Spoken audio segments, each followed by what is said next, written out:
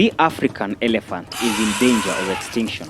The demand for ivory keeps growing despite efforts by African governments to stop the illegal trade. On April 30th, 2016, Kenya banned 105 tons of ivory, estimated to be worth more than $105 million in the black market.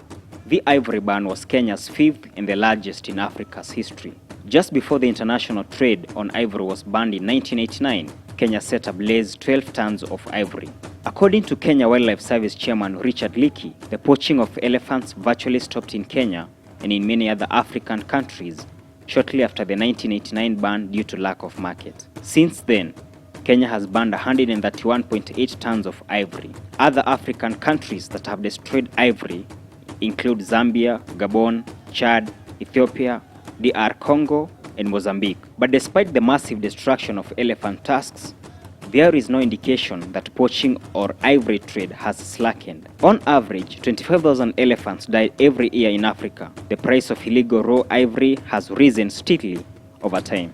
In 2004, a kilogram of illegal raw ivory sold at $300. 10 years later, the price had risen to $2,100 in China, which is the largest market for ivory in the world. The ivory price, however, reduced to $1,100 in 2015, signaling a waning demand in China.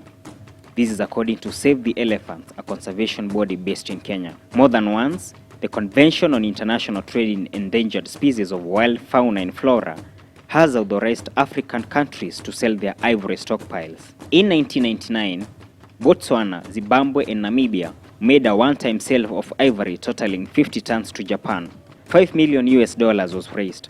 According to the convention, the funds were used for elephant conservation activities, and the poaching levels in Africa decreased during the two subsequent years to the sale. Nearly a decade later, the three countries, together with South Africa, sold 101.5 tons of ivory to Chinese and Japanese accredited traders for a total amount of $15.5 million.